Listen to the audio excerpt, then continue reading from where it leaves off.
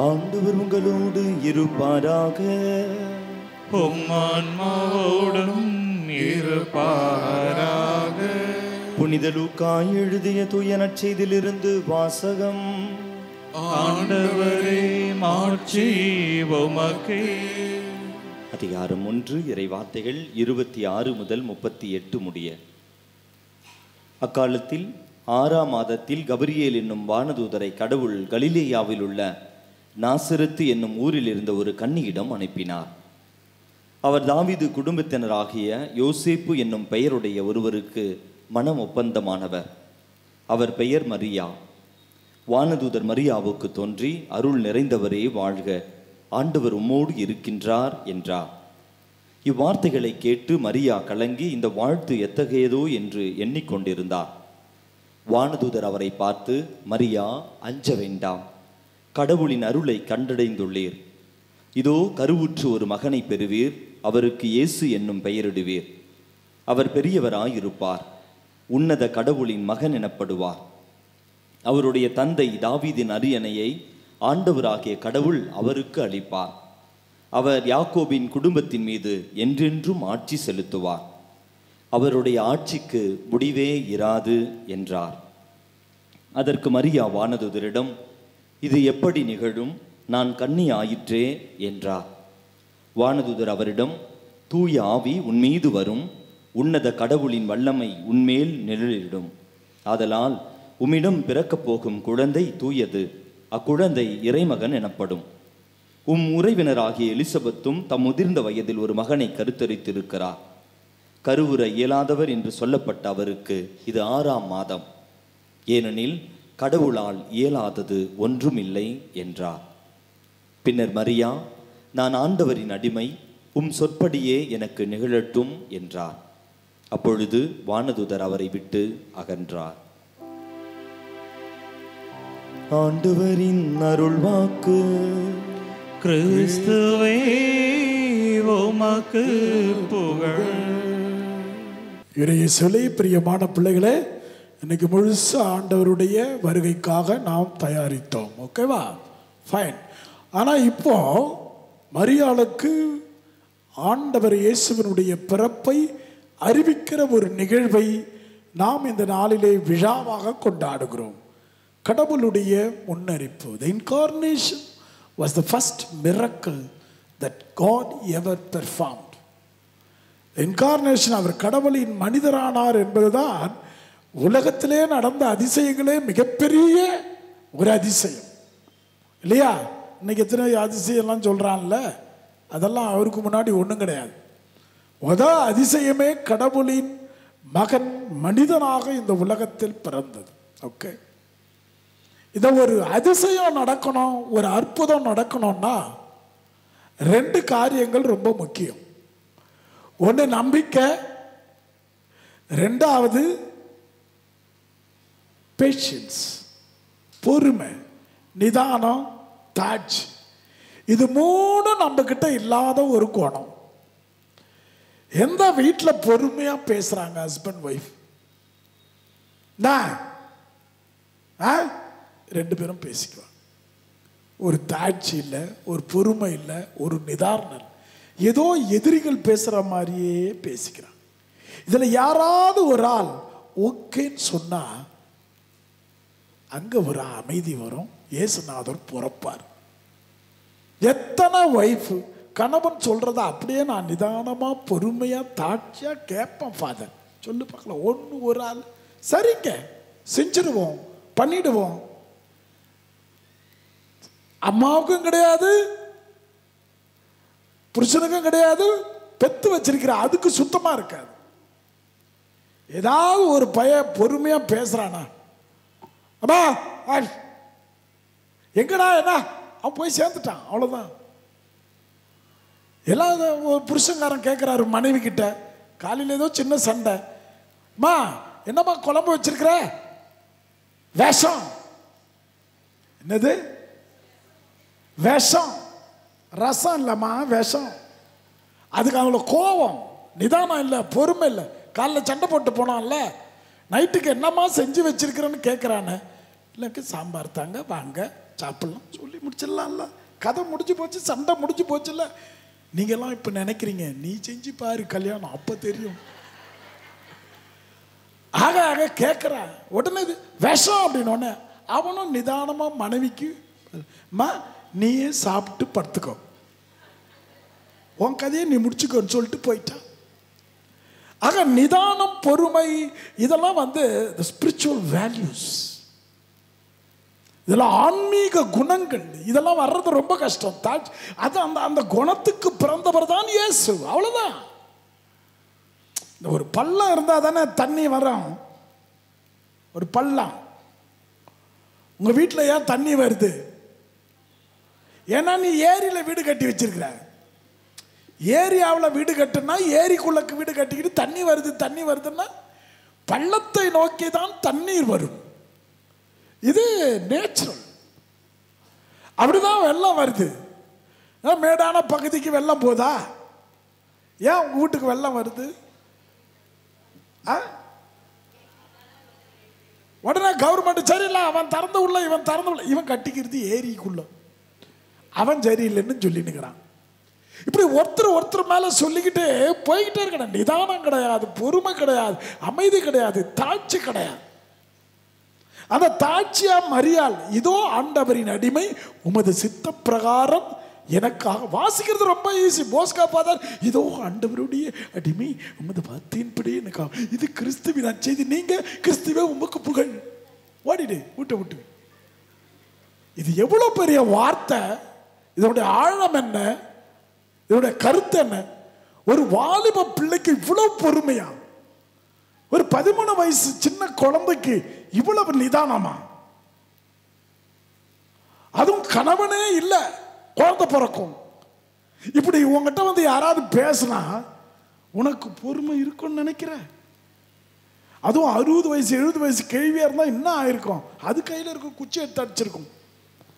இந்த 13 வயசு பிள்ளை, அந்த வாலிப பசங்களுக்கெல்லாம் அந்த திமிரு, அந்த ரத்தம், அந்த முறுக்கு, அதெல்லாம் அப்படியே கிறுக்கு மாதிரி பண்ணுவானுங்க. பார்க்குற வீட்டில் பாருங்களேன். சொல்ல, கடைக்கு போறியா? முடியாது. இங்க போறியா? முடியாது. அதை செய்யறியா? முடியாது. பண்ணுவியா? முடியாது. உங்களுக்கு எப்படி இருக்கும் அதை கேட்கும் போது? தெரியாம கேட்குறேன். எப்படி இருக்கும்? ஒரு அம்மாவுக்கு அதனாலே பிபி எகிறோம்,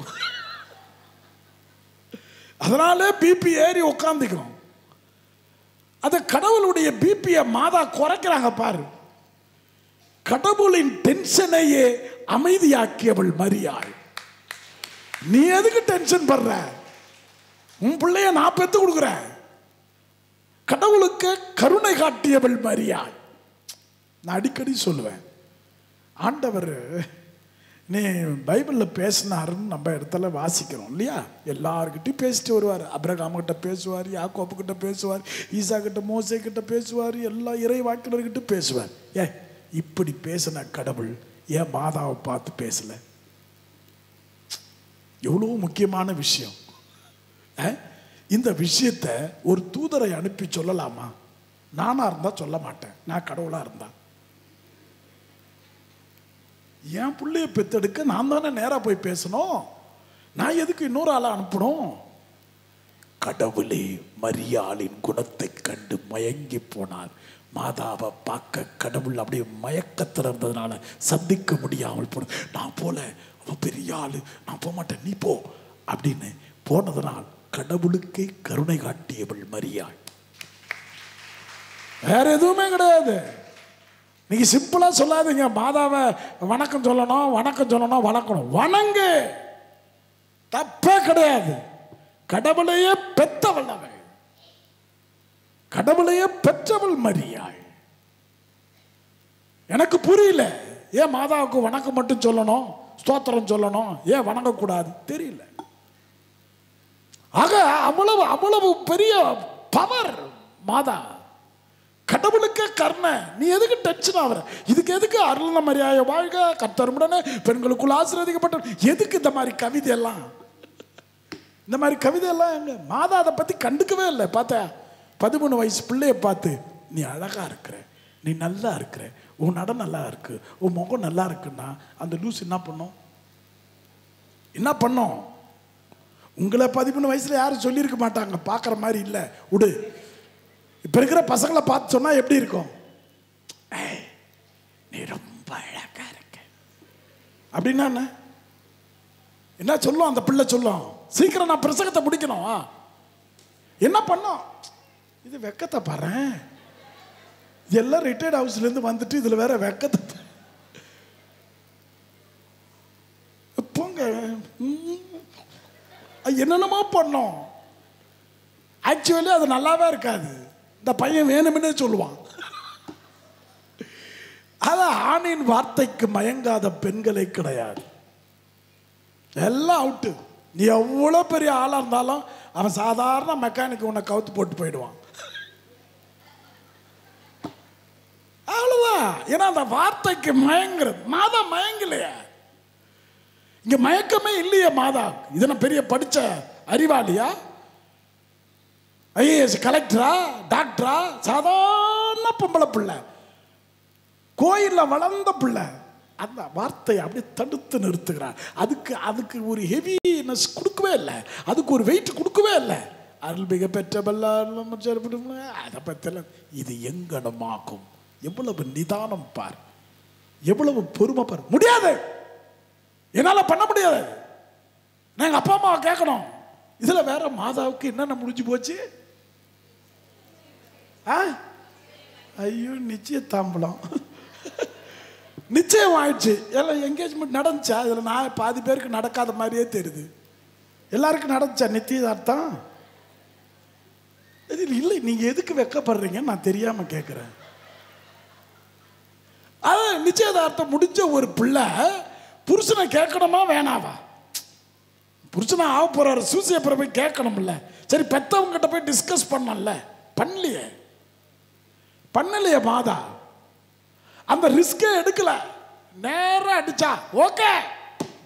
நிதானம், பொறுமை, அமைதி, தாட்சி, ஓகே.